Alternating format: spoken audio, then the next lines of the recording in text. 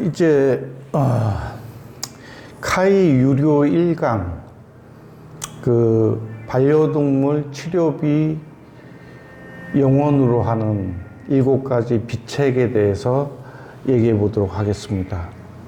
물론 그 애들이 병이 안 날 수는 없고, 또 어릴 때부터 해마다 해주는 예방접종이라든가 중성화 비용은 이제 치료비에서 제외가 됩니다.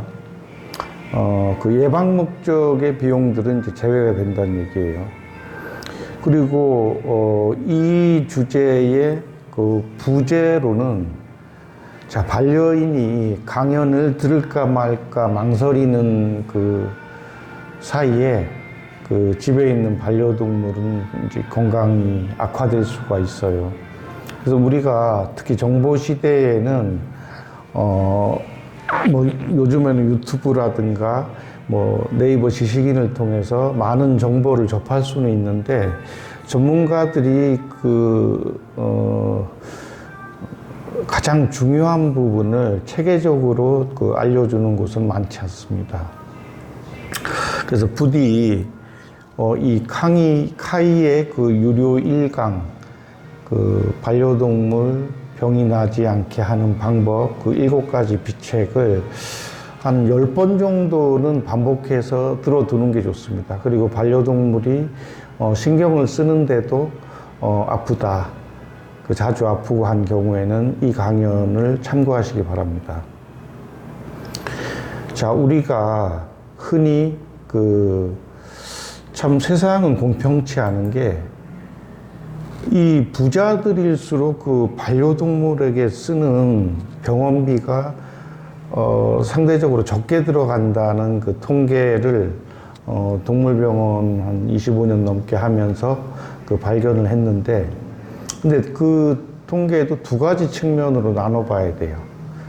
그래서 긍정적인 측면으로서의 그 부자들은 현명하게 병원비를 아낀다. 그래서 두 번째의 그 부정적인 부분에서는, 만약에 그 치료비가, 뭐 수술비가 200만 원의 수술비가 나왔다. 그러면 이런 경우에는 그 과거의 사례에서 어디 여행을 갔다가 이제 뭐 섬에 놔두고 온다든가, 또 고속도로에 유기시키는 경우가 많이 있었어요, 실제로. 그리고 사실 뭐 100만 원이면 자기가 마음에 드는 반려동물을 입양할 수 있다는 그 경제적인 측면을 고려해서 이제 부정적인 그 결론으로 이제 귀결되는 경우도 있어요. 하지만 요즘에는 이제 그런 부정적인 의미에서 행동하는 부자들이 다행스럽게 이제 많이 줄어들고 있죠.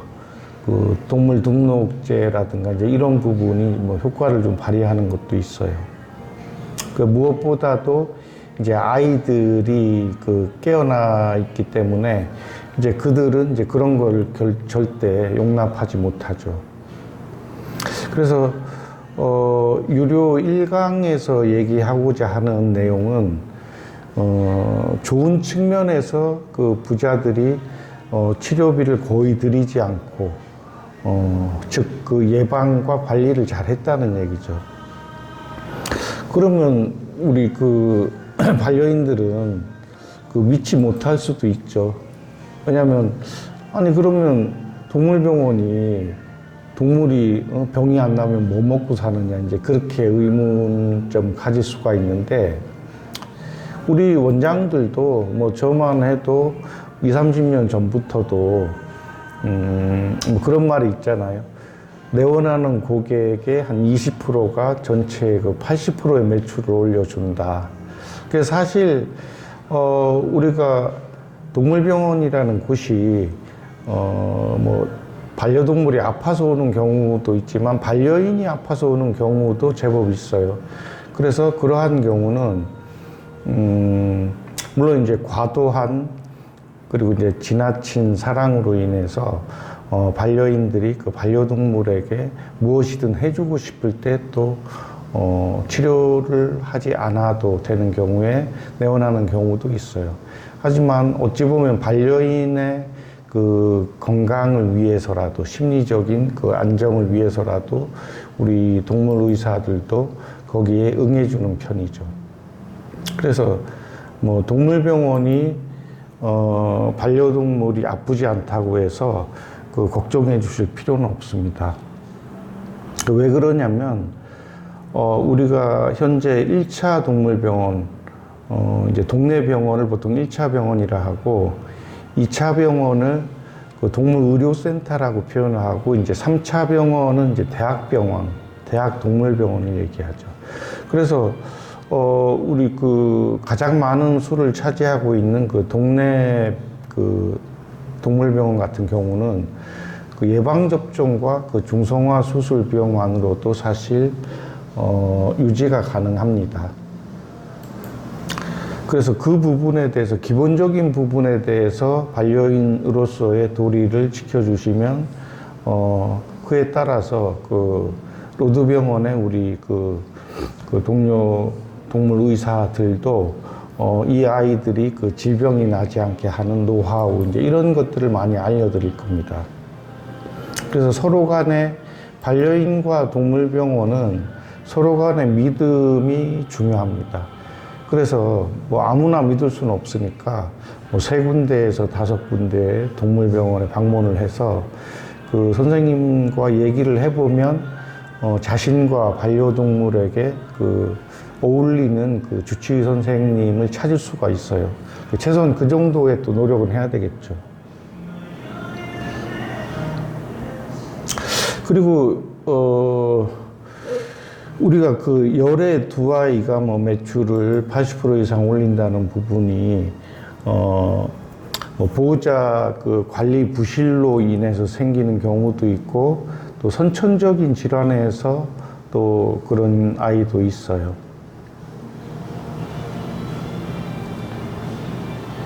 그리고 아무리 또 관리를 해도 선천적인 질환이나 우발적인 사고로 인한 그 내원으로 발생하는 매출도 또 생기게 돼요. 그래서 불가항력적인 부분이나 어찌 보면 평소 주의하면 절반 이상을 피할 수 있는 부분은 피하도록 하는 게 본 강연의 목적입니다. 자, 우리 동물병원의 대부분의 동물병원은 여기 해당하는데, 열의 6, 7이 이제 귀 질환이나 피부 질환이에요. 뭐 염증이라든가. 그리고 그 뒤를 잇는 거는 이제 노령. 한 7, 8년이 되면 중년이 되는데, 중년부터는 뭐 관절에 문제가 생긴다든가, 또 뭐 그 안구 질환, 또 시력의 저하, 그리고 생식기 질환, 뭐 또 심장이 안 좋아. 특히 비만인 애들은 심장이 안 좋아지는 경우가 많죠. 그리고 간혹 간식을 과다하게 먹어도 심장이 안 좋아지는 것과도 연관이 있는 것 같아요. 그래서 비책 1로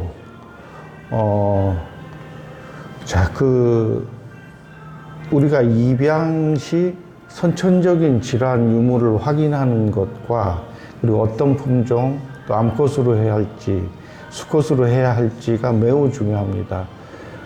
이 부분이 먼저 고려되지 않고 나서 입양을 하게 됐을 때 파양되는 경우가 많아요. 많이 봤어요. 이제 그저 이쁘다는 이유로 이제 첫눈에 반했다. 이제 그러한 경우가 파양되는 경우가 많아요. 그래서 입양 시에 뭐 선천적인 질환 유무와 또 여기에 대한 대처법, 그리고 그 유년기에 습관을 어떻게 형성해야 그 3살 버릇 여든으로 가서 한 15년, 20년을 그 질병이 없이 살게 할 수 있는지, 이게 이제 비책 1입니다. 자, 제일 우선시 되는 게 어떤 품종과 어떤 성별, 그 아이를 입양해야 할지. 특히 그 아이들 집에 커가는 뭐 7살, 6살 이후의 아이부터 입양을 권하고, 또 연로하신 부모님이 혼자 사시거나 또 자녀들이 다 출가하는 바람에 이제 두 분만 살게 돼서 집안이 적적하다. 이런 경우는 제일 먼저 고려해야 될 게, 좀 덩치가 크지 않고 순한 아이 품종, 그 성별. 아무래도 이제 암컷이 조금 그 성별적인 부분에서 좀 덜 사납겠죠. 관리하기가 편하고. 이건 매우 중요한 부분입니다. 그리고 두 번째로 입양 시에 꼭 고려하고 실행에 옮겨야 될 것이 분양 받을 때 그 계약서에 꼭 그 선천적인 질환이나 그 대처 사항에 대해서 항목을 넣어야 됩니다. 이거는 우리가 일반적으로 그 반려동물을 그 분양하는 업체, 애견샵이라든가 애견 분양업체뿐만 아니라 유기동물 보호소에서도 예를 들어서 이제 거기서 강아지를 분양받을 때 이제 이러이러한 부분에 대해서 이제 내가 감당할 수 없는 일이 생길 수가 있잖아요. 이제 그런 것도 이제 계약서 항목에 넣어서 입양을 해야 됩니다. 그래서 입양 후에는 가장 또 중요한 게, 며칠 지켜보자 하는 것보다 당일이나 그 다음 날에, 종합검진을 권해요. 근데 종합검진은 너무 부담이 간다. 그리고 기본적인 검진도 가능해요. 그래서 기본 검진만으로도 심장병이라든가 관절 질환, 귀와 피부병, 그 염증, 이제 이런 것들이 있는지 없는지 파악이 가능하죠. 그래서 이 부분에서 선천적인 그 질환으로 이제 그 나중에 유기될 확률이 높은 애들도 있기 때문에 이런 경우는 분양한 곳에 다시 그 다른 아이로 해달라는 요청을 해야 합니다. 물론 자신이 감당할 수 있는, 나는 오히려 이제 이런 아이를 그 케어하기를 바래왔다. 그런 분들은 사실 열에 한 명도 잘 안 돼요. 그래서 본인이 감당하기 어려운 경우라면 분양했던 곳에 다시 도움을 요청해서 다른 아이로 이제 한다든가 해야 됩니다.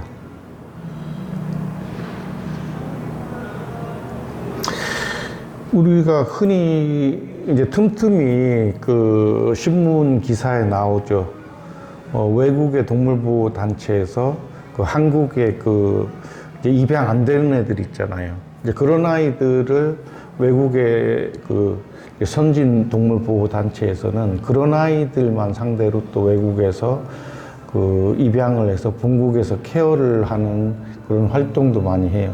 그래서 한국도 이제 선진국 반열에 올랐다고 하니까 한국의 동물보호단체도 이제 이런 선진적인 동물보호 활동에 관심을 기울여야 되겠죠. 물론 이제 이런 경우는 동물보호단체가 자금적인 여력이 있어야 가능하겠죠.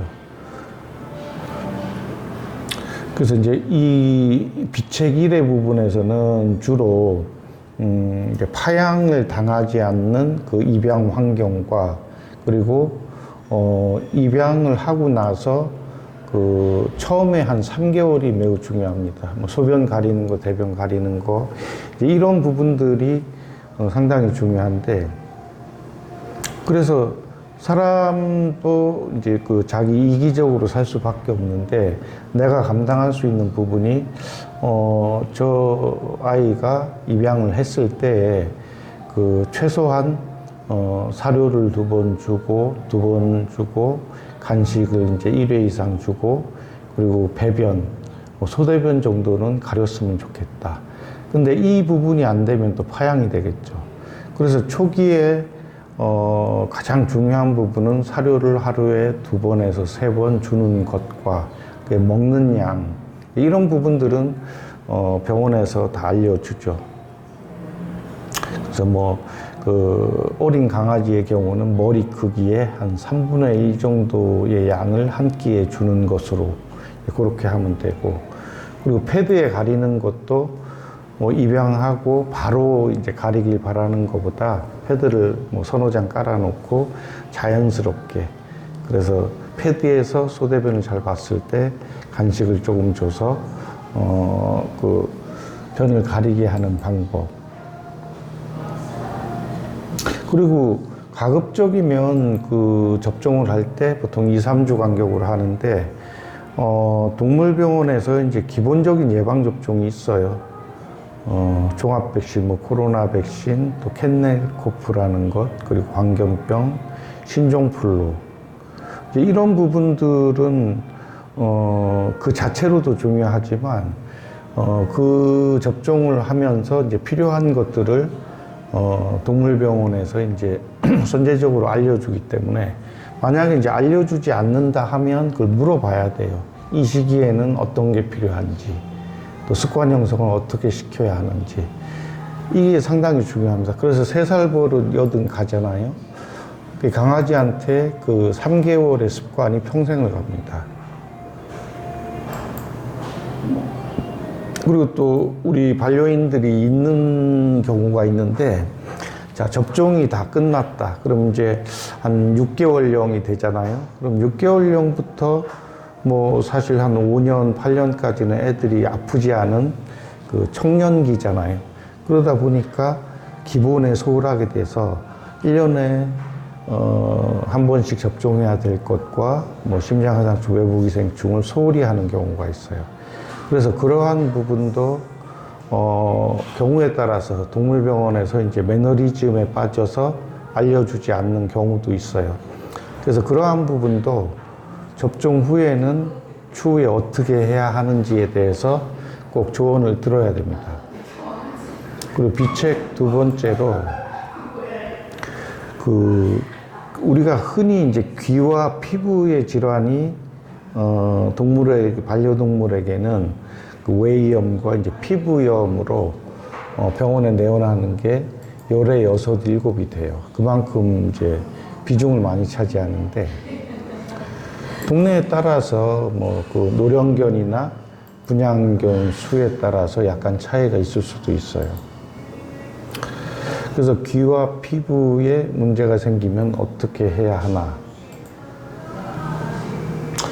물론 바로 동물병원에 데려가면 뭐 원인도 알고 할 수 있겠죠. 하지만 그렇지 못한 경우도 많이 있죠. 그래서 25년간 그 현명한 보호자는 반려인은 어떻게 관리하는가를 관찰을 해보면, 호흡이 어렵다든가 뭐 피를 철철 흘린다든가 그러한 경우가 아니라면 이렇게 행동을 하더라고요. 첫 번째는 그 일주 내로 새로 급여한 사료나 간식이 있는지 체크를 해보는 거예요.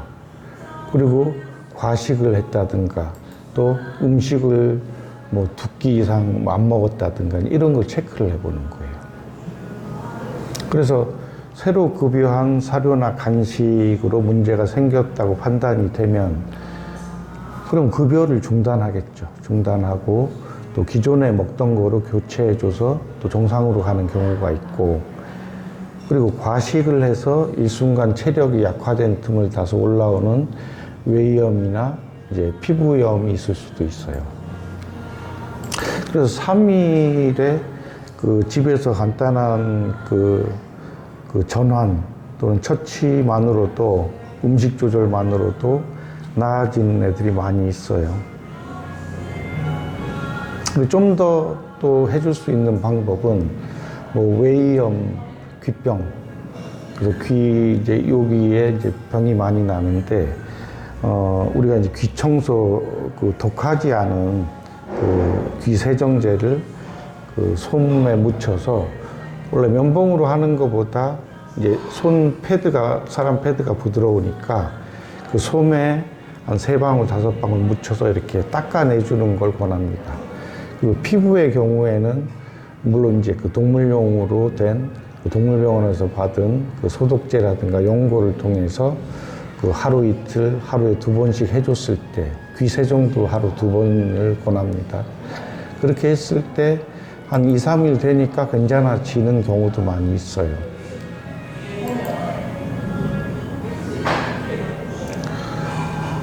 그리고 임의로 뭐 연고를 친구가 연고 있다고 해서 막 쓰면 되는 게 아닌 게 피부 연고가 어떤 경우는 거꾸로 작용하기도 해요. 그래서 좋아지라고 발라준 게 오히려 빨갛게 뒤집어지는 경우도 있기 때문에 꼭 그 담당 주치의로부터 어떤 증상일 때, 예를 들면 뭐 세균성, 곰팡이성, 외부기생충일 때 쓰는 연고가 달리 있으니까, 그래서 그 부분을 적어놨다가 적용을 해야 돼요. 없으면 또 동물병원에서 그 이야기해서 타다가 해야 됩니다.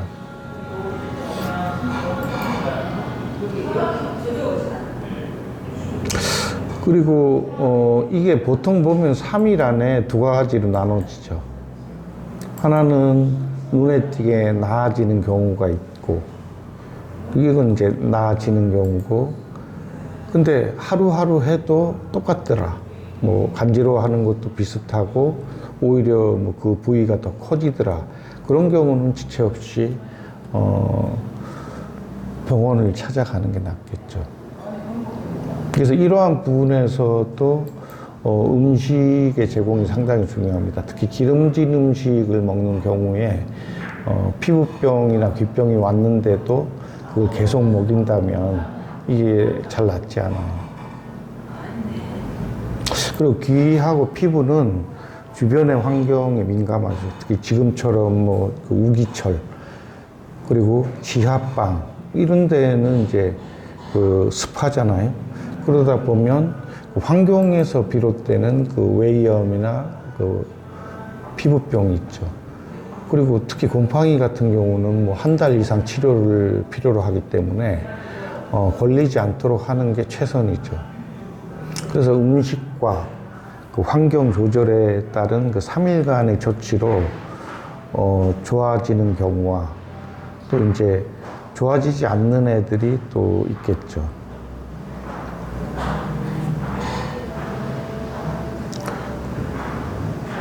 자, 심해지는 경우는 원칙적으로는 정확한 원인을 파악 후에 동물병원에서 그 치료하는 것을 권하죠. 그래서 요즘은 대부분 선제적으로 그 원인균을 정확히 알아서 치료하는 추세입니다. 하지만 경우에 따라서 경험이 많은 그 주치의의 경우는 3일에서 7일의 그 대중요법을 써보고 그래도 안 되면 검사를 해보자라고 해요. 이건 이제 대중요법이라 하는데 보통 이제 대중요법 전문가로서 이제 대중요법을 권했을 때에는 열에 8 이상은 이제 긍정적으로 치료가 되는 경우가 많아요. 근데 일주일이 넘어서도 차도가 없거나 오히려 약을 일주일치를 처방받았는데 2, 3일 약을 먹이기도 전에 더 심해진다든가 또 전혀 반응이 없다. 이런 경우는 필히 그 검사, 정밀 검사해서 치료하는 걸 권하죠. 그리고 우리 보호자, 반려인들이 모르는 부분에서 중성화 수술이 안 된 애들이 그 성호르몬의 그 분비로 인해서 특히 알러지성 피부염이나 알러지성 귀염의 경우가 치료가 안 되는 경우가 많아요. 그래서 치료 통증이 어느 정도 감소가 된 후에 중성화 수술을 해주면 치료 효과가 아주 좋은 애들이 많아요. 그래서 대부분의 병원에서는 그걸 알려주겠지만 그렇지 않은 것도 있어요.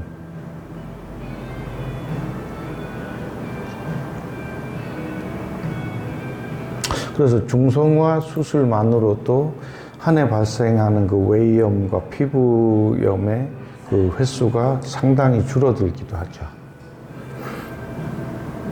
그리고 산책이 외이염, 피부염이나 외이염에 상당한 그 영향을 줍니다. 그래서 피부병이나 외이염을 달고 사는 애들을 애들의 그 행동, 산책 횟수를 물어보면 그 일주일에 3번 이상이 안 되는 애들이 많아요.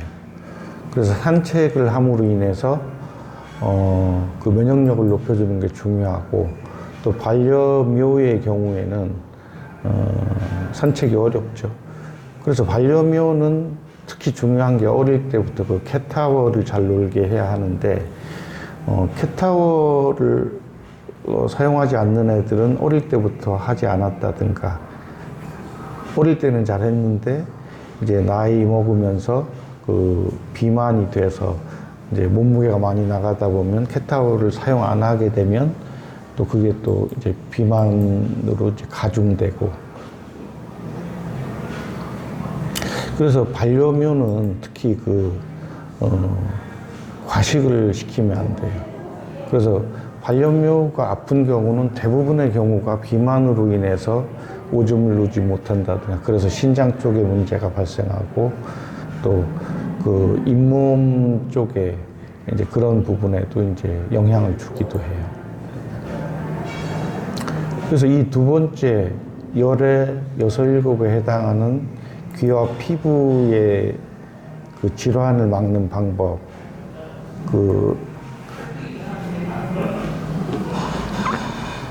사료나 간식의 그 성분도 상당히 그 영향을 줘요.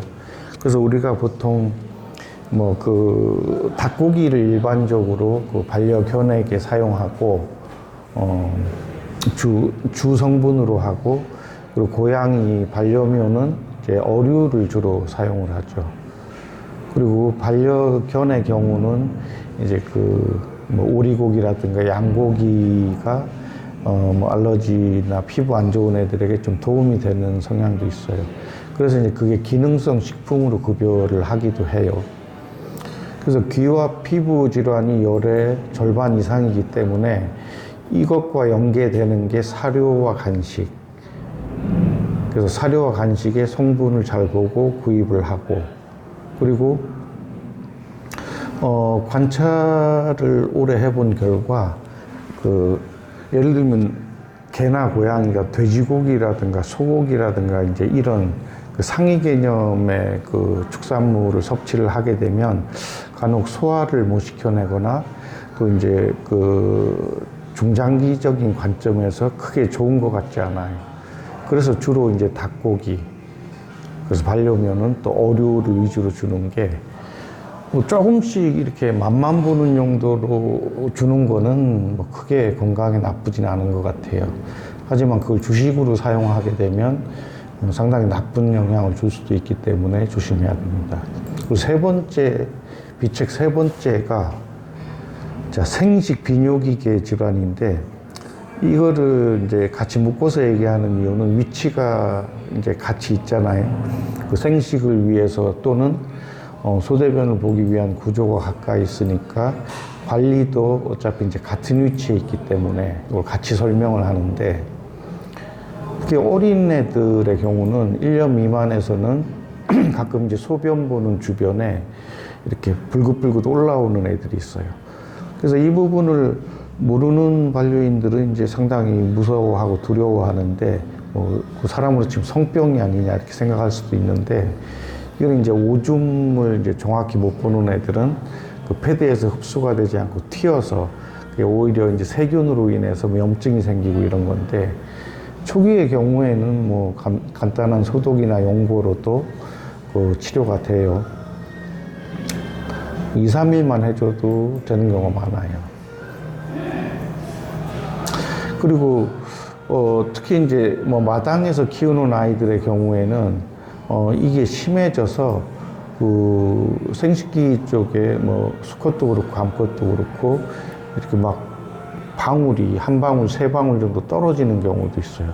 그런 경우 놔두면 이제 균이 타고 올라가서 전립선염이라든가, 또 이제 암컷의 경우에는 자궁 축농증까지도 발전할 수 있기 때문에 그 정도라고 하면 병원에 가서 이제 수컷의 포피와 이제 암컷의 그 부분을 이제 씻어내주는 치료를 받고 항생 처치가 필요할 수도 있어요.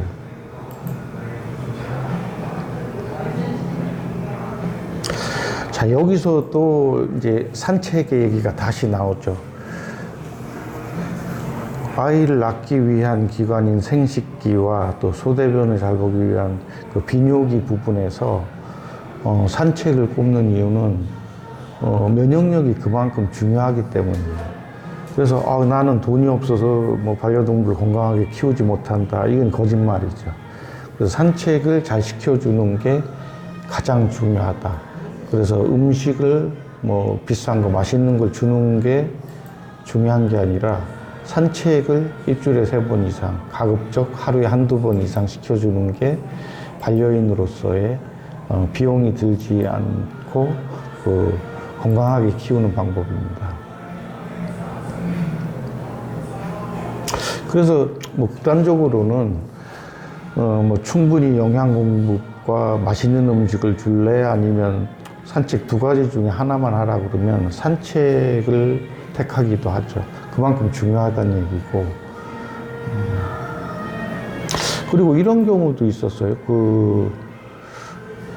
15년이 넘은 암컷아이였는데 눈빛도 생생하고 거의 뭐 한 5년에서 7년 정도밖에 안 보이는 뭐라 그럴까, 젊게 보이는 이제 15세의 암컷이 있었는데, 사람으로 치면 70대 뭐 이제 이런 정도인데, 그래서 물어봤죠. 얘가 어떻게 이렇게 건강할 수 있었는지. 게다가 중성화 수술도 안 되어 있고. 그랬더니 이제 결국에는 산책을 하루에 2~3번씩 나갈 때마다 데리고 나가고 이제 이런 그런 아이들은 이제 활력이 있고 또 집에만 있어서 뭐 우울증이 걸리는 게 아니라 주인이 또 하필 좀 활달한 성격의 주인의 성격을 닮아서 이렇게 밝게 살아가는 아이라 그런 것 같아요. 이게는 사실 먹는 음식도 조금 부실해서 좀 걱정도 했는데, 그래서 그만큼 산책이 중요하다. 그래서 구르는 돌에 이끼가 끼지 않듯이 움직이는 동물은 아프지 않다. 그거를 기억하시면 됩니다.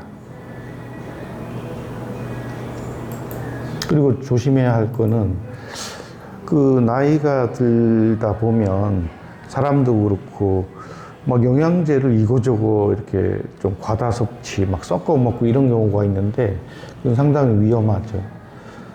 그래서 우리가 부족한 것도 위험할 수 있지만 과잉이 되는 경우도 조심해야 돼요. 그래서 사료와 간식, 충분한 사료, 한 80% 이상만 사료와 간식을 해준다면, 수의사들도 어떤 영양제를 처방할 때는 꼭 필요할 때만 처방을 하지 과잉으로 처방하진 않아요. 그래서 수의사가 꼭 원하는 경우만 이제 영양제를 투여하는 게 좋을 거예요. 그래서 이 비뇨 생식기의 이상은 이제 노란색이나 황색 소변을 1~2번 보는 거는 볼 수 있어요. 뭐 음식을 한번 먹어도 그럴 수도 있고. 하지만 이게 2~3일을 지속해서 보고, 게다가 소변 보고 나서 이제 그 자리에 오래 머문다. 이제 그런 경우와 통증 호소, 이런 경우는 바로 이제 주치의를 찾는 게 좋아요. 그래서 비책 3번째가 생식 비뇨계의 질환. 중성화를 꼭 해야 하는가 말아야 하는가, 또 여기서 답을 얻을 수 있어요. 그래서 나는 좀 비인간적인 것 같다. 그래서 방법을 알 수 있다면 중성화를 안 하고 싶다. 그러면 이 항목, 비책 3에서 힌트를 얻어서 산책을 잘 시켜주고 또 먹는 음식을 잘 가려서 준다면 오랜 기간 동안 사람으로 치면 70~80세까지도 건강하게 관리가 가능해요. 그리고 비책 4번째는 우리가 간식으로 발생하는 질환, 사람으로 치자면 이제 평상시 우리가 제정신일 때는 뭐 밥이나 반찬 뭐 이런 거를 과하게 먹지는 않죠. 하지만 이제 술이 한 잔 들어간다든가 하면 이제 과하게 섭취하게 돼서 문제를 일으키는데, 간식을 주는 것 자체가 이제 기쁨이죠. 처음에는 기쁨인데, 이게 이제 주는 횟수와 양이 많아지면 이게 문제가 되죠. 그래서 모든 문제에 답이 있듯이 과도한 간식은 비만과 영양의 불균형을 동시에 가져오죠. 그래서 특히 새로운 간식을 줄 때는 조금 좁아서 구토 없고 또 잘 먹고 배변도 일주일 정도 좋게 본다면 그 간식이 이제 반려동물에게 그 해를 끼치지는 않는다고 봐도 무방하죠. 근데 간식을 좀 줘봤더니 막 사료도 안 먹고 애가 좀 그 눈빛도 좀 안 좋아지고 이렇다면 바로 이제 그 간식을 끊어야 되겠죠.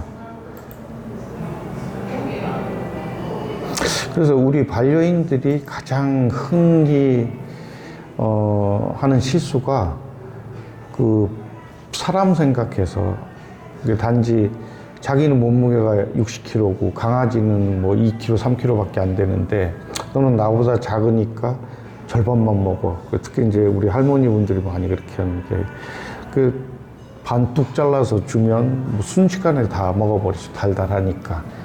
근데 그런 게 쌓여져서 이제 비만으로 가고 아예 사료를 안 먹게 되는 경우죠. 그래서 이제 이런 괜찮겠지 하는 생각에서 문제가 생기는데 그렇다고 뭐 연세 드신 분들이 뭐 저울 조그만 거에 이제 그람 수를 재서 먹이는 것도 어려워요. 이렇게 하면 되죠. 사람 몸무게가 60kg에 고구마 한 개 먹으니까 적절하더라.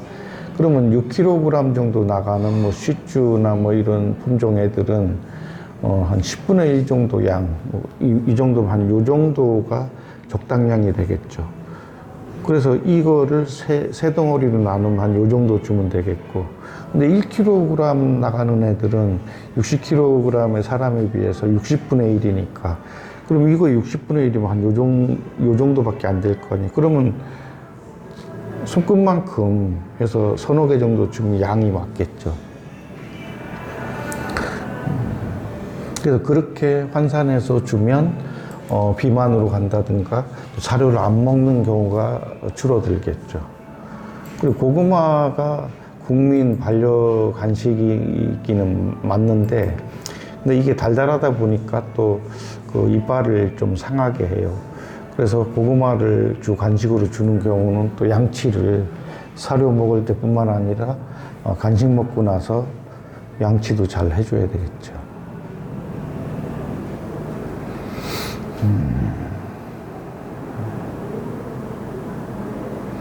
자, 이제 비책 5번째로 사료로 발생이 가능한 질환을 한번 살펴보죠. 요즘에는 워낙에 뭐 다양한 형태의 그 사료가 수입되거나 또 국내에서도 잘 만들어내고 있어요. 품질도 많이 좋아졌죠. 그래서 우리가 흔히 사료라고 얘기하는 거는 이제 그 건식 사료, 이렇게 딱딱한, 동그랗고 딱딱한 뭐 이런 거를 말하고 습식 사료는 이제 그 사료보다는 이제 그 혀에 다가올 때 그 기호성 이런 게 좀 좋은 것 같아요. 그래서 캔에 담긴 형태로 이렇게 좀 물컹한데 기호성이 높아서 좀 선호하는 추세에 있죠. 그래서 흔히 크게 대별해서 이가 튼튼한 애들은 건식 사료를 주는 게 낫죠. 그리고 이가 튼튼한데 그 일시적으로 몸이 안 좋다. 이제 그런 경우는 이제 습식으로 줬다가 또 이제 건식으로 바꿔주면 되고. 그리고 이빨이 안 좋거나 뭐 잇몸이 안 좋은 애들은 건식 사료는 삼킬 수밖에 없잖아요. 그런 경우에 이제 습식 사료를 주는데 이런 아이들이 항상 그 안 좋은 이빨이 더 안 좋아질 수가 있죠. 그런 경우에는 뭐 스케일링 이런 것도 필요하고 또 집에서 할 수 있는 거는 이제 이 아이들이 그 이가 약간씩 흔들리고 있는데 이거를 그 칫솔질을 해준다는 건 그거는 고문하는 거랑 비슷하니까 그래서 그런 경우에는 또 뿌려주는 보조제 같은 게 있어요.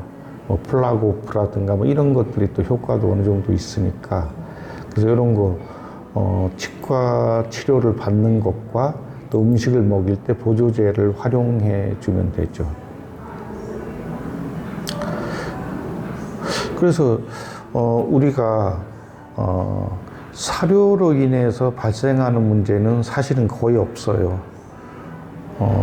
오히려 사료를 80% 이상 급여를 하고 간식을 20%를 줘야 되는데 이게 이제 뒤바뀌는 경우가 질병으로 가죠. 그리고 한국은 뭐 반려동물이란 개념이 불과 뭐 1, 20년 전부터 있기 때문에 그전에는 뭐 시골에서 하듯이 이렇게 밥에다가 이렇게 된장 뿌려서, 그리고 조금 센스 있는 분들은 물을 타서 희석을 해서 한 5분의 1 정도로 희석해서 주면 이제 염분이 반려동물에게 필요한 염분하고 맞다고 해요. 그래서 사료로 발생 가능한 질환은 거의 없다. 하지만 그 먹이는 형태에 따라서 이제 그게 달라질 수 있죠.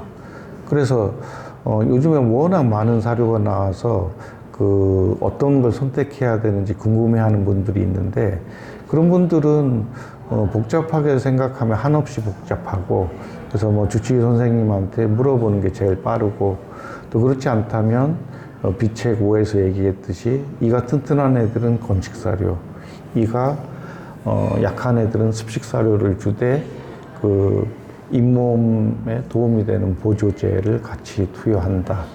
그리고 일반적으로 간식으로 주는 캔들은 마찬가지로 습식 사료하고 비슷해요. 그래서 조금 달달한 것들이 이제 이 사이에 있다가 그게 또 끼어 있다가 그 치석이 되기도 하기 때문에 이제 그런 거에 대한 것만 잘 해주면 됩니다. 그래서 이 반려동물에게 있어 사료라는 개념은 한국인에게 있어 한식이라는 개념하고 같아요. 그래서 그렇게 이해를 하시면 됩니다. 그래서 우리가 건강을 위해서 한식 하면 뭐 5,000원짜리, 10,000원짜리, 뭐 5만원, 10만원짜리 한식도 있는데, 보통 일반적인 한식, 뭐 한 5,000원에서 10,000원 정도의 한식이 가장 무난하죠. 그리고 그게 가격이 높아질수록 뭐 고기들이 많이 들어가니까, 그럼 그런 걸 자주 먹다 보면 비만이 되죠.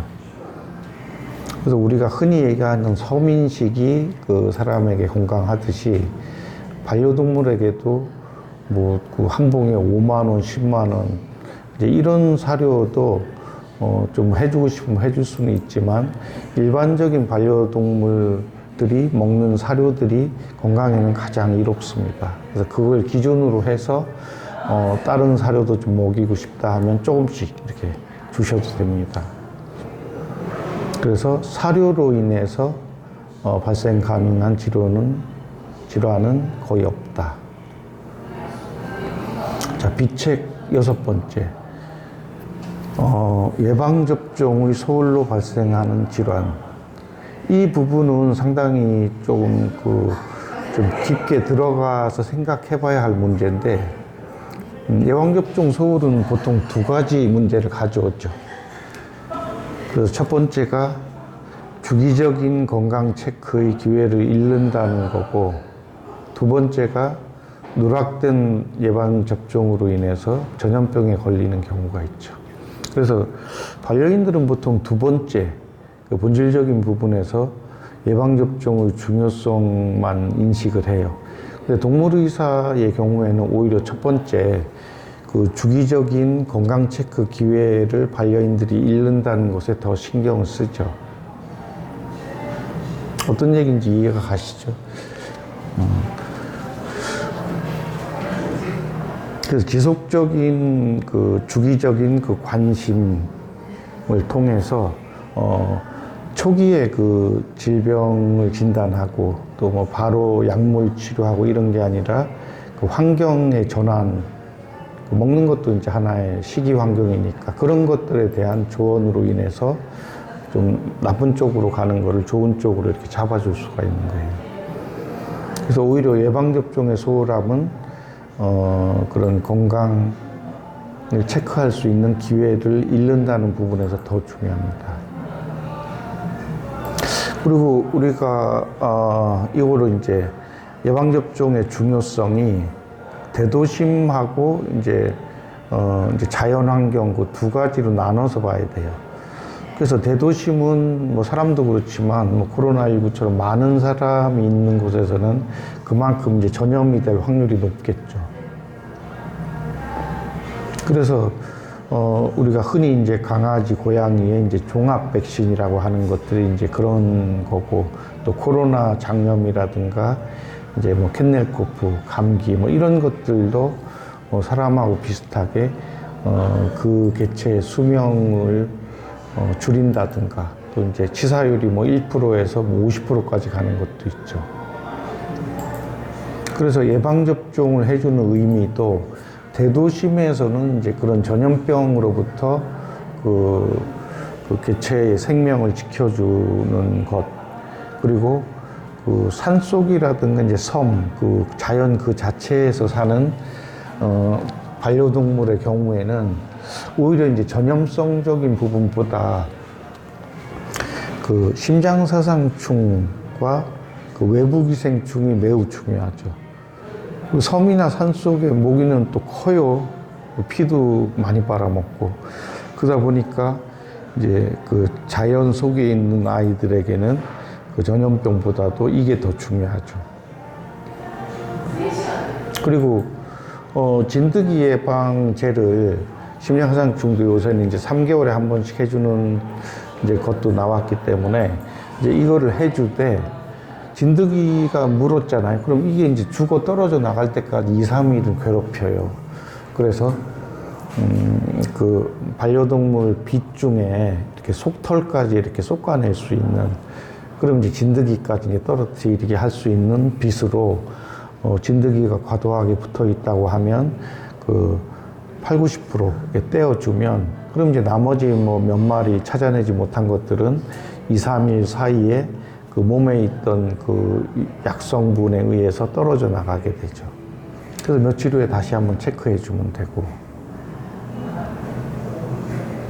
근데 이제 그 우리가 도심에 비해서 그 자연 환경에 있는 애들이 건강에는 뭐 다 좋을 것 같지만, 또 한편으로는 도심에서의 그 친구들, 사람도 그렇지만 동물도 친구 만나는 거 좋아하는 애들이 있어요. 그래서 이제 열악한 교류 환경, 이런 데 대책으로는 강아지하고 고양이도 TV를 봅니다. 그래서 TV나 노트북을 이렇게 좀 하루에 몇 시간 틀어주면 보다 좀 행복하게 살 수 있게 할 거예요. 그래서 우리가 공기도 이게 넘쳐나니까 이제 소중함을 모르듯이, 인간들 자신은 이제 하루에 뭐 1시간, 2시간 뭐 친구랑 소통도 하고, 문자도 수시로 하고, 또 뭐 유튜브 이런 거 또 하루에 뭐 2, 3시간씩 보면서, 동물들한테는 이제 그런 기회를 제공하지 않고 있죠. 그래서 큰 돈 들지 않으니까 TV나 노트북을 통해서 그 도심의 사람들과 동물들의 일상사를 이렇게 보게 하는 것만 해도, 그것도 이제 일방적이긴 하지만 소통이 되죠. 그래서 카이의 그 캠친구처럼 뭐 쌍방간의 교류가 되는 서비스가 나올 때까지는 이제 이러한 부분들이 사람도 경험을 했잖아요. 그 TV나 라디오는 일방적인 이제 그 정보를 듣는 거였지만, 지금 이제 쌍방향으로 하잖아요. 그래서 동물에게도 그게 필요하다. 그리고 산속에 사는 아이들에게는 매년 이제 필요한 것들이 이제 추가 접종 부분들, 그거는 이제 동물병원에 가서 내가 산속이나 이제 살기 때문에, 대신에 이제 약을 운반할 때는 이제 약성분을 잃지 않도록 얼음으로 잘 포장을 해서 이렇게 해줘야 합니다. 그래서 상비약, 뭐 지혈제라든가 구충제, 소독제, 연고 정도가 있으면 될 거예요. 가장 큰 게 전염병과 외부기생충, 심장사상충이기 때문에 그 부분을 잘 해준다면 크게 문제는 없을 거예요. 그래서 비책 6번째가 예방접종의 소홀로 발생하는 질환. 이걸 알고 있으면 한순간의 실수, 내가 바쁘다 보니까 한 2, 3년 접종을 못했더니 그게 나중에 뭐 홍역이라든가 파부장염. 참고로 제가 동물병원은 이제 서울하고 부산 그 대도심에서 해보고, 또 이제 소도심에서도 해봤는데, 확실히 그 대도심에서의 애들이 피부병이나 전염병도 많아요. 근데 오히려 이제 소도심 같은 경우는 그 환풍도 잘 되고 또 이제 사는 환경이 쾌적하다 보니까 질병이 거의 없어요. 그래서 그런 것도 참고로 하시면 돼요. 그리고 이제 마지막으로 비책 7번째. 산책의 소홀로 발생하는 질환. 아까도 강조를 많이 했는데, 먹는 것보다 산책이 더 중요하다. 먹이지 말라는 얘기가 아니라 양질의 것, 고급의 것을 찾고 다니느니 그 시간에 그 산책을 더 해주는 게 훨씬 서로에게 유리하다는 것. 그래서 산책의 중요성이 운동의 측면에서 중요하고 또 그러니까 거꾸로 얘기하면 산책을 일주일에 한두 번밖에 못 시킨다면 질병이 많아지겠죠. 그리고 또 산책을 하는 부분이 줄어들게 되면 반려인과의 교감이 줄어들기 때문에 이제 그로 인한 반려동물의 그 행복감도 줄어들겠죠.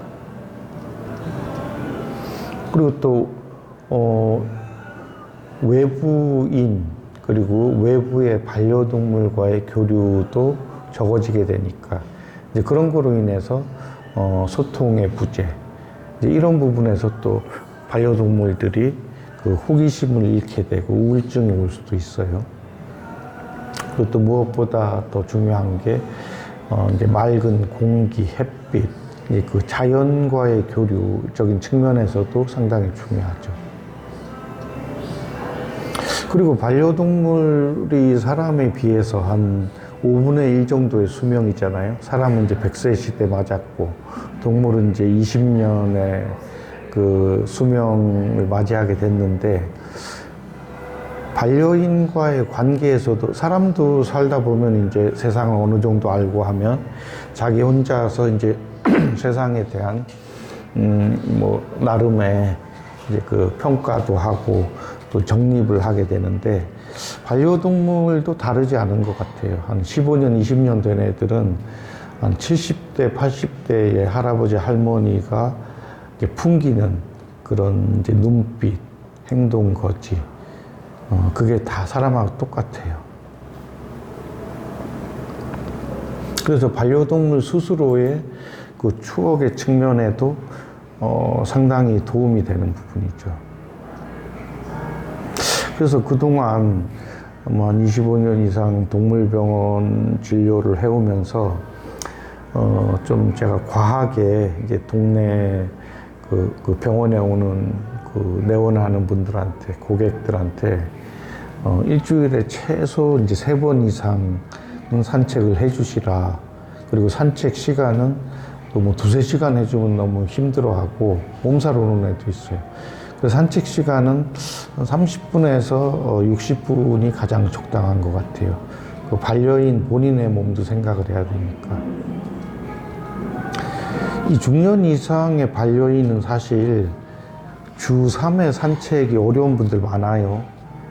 저도 사실 그 동물병원을 운영하면서도 우리 애들 산책을 그렇게 많이 못 시켜줬어요.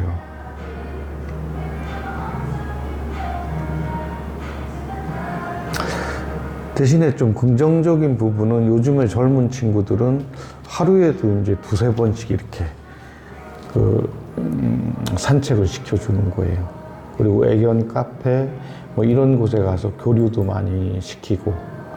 그래서 이런 부분은 이제 오히려 그 40-50대의 반려인들은 20-30대 30대의 반려인들에게 그 배워야 할 측면이 상당히 많아요.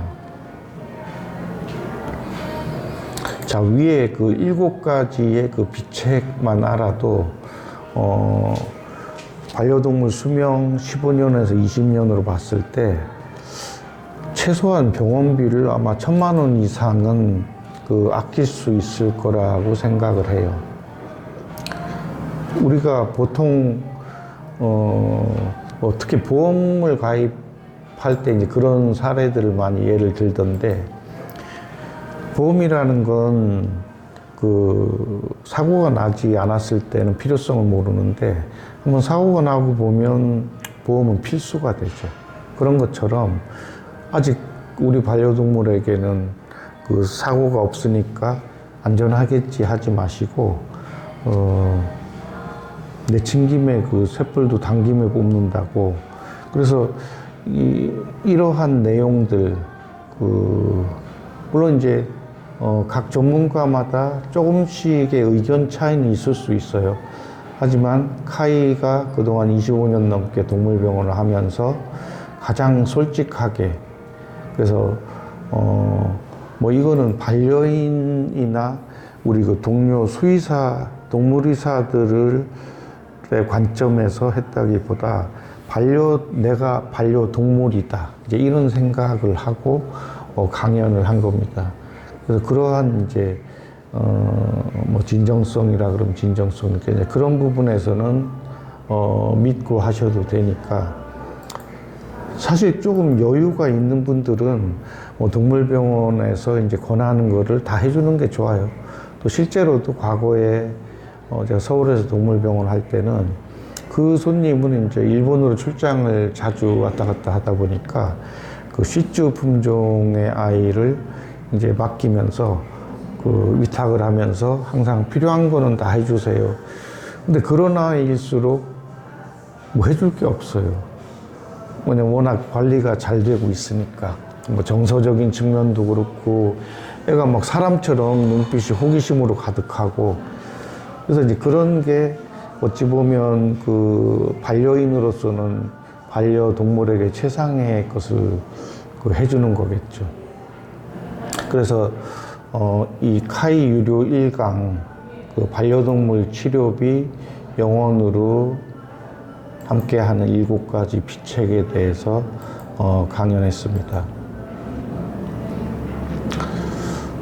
어떤 책을 읽어도 그 책 속에 이제 행간에 숨어 있는 의미가 있는데, 그거를 발견하기까지에는 한 10번에서 20번 정도를 읽어보면 그 작가가 무엇을 전달하려 했는가, 이제 그거를 알 수 있다고 해요.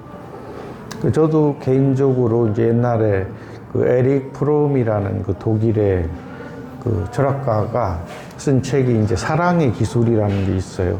그런 책이 있는데, 그 책이 뭐 이렇게 두껍지는 않아요. 한 요 정도 한 뭐 100 몇십 페이지 됐는데, 그 책이 너무 마음에 와닿다 보니까 한 10번 이상을 읽게 됐어요.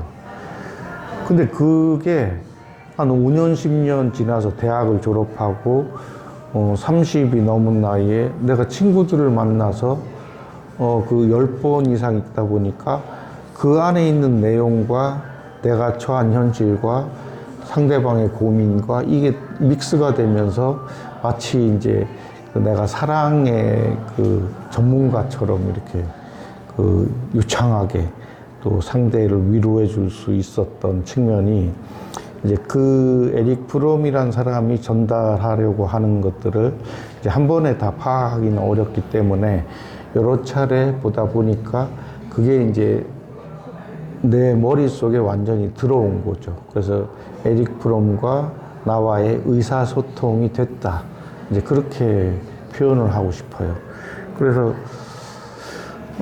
카이의 그 유료 1강 반려동물 치료비 영원 7가지 비책, 요거를 여러 번 그 반복해서 보시기 바랍니다.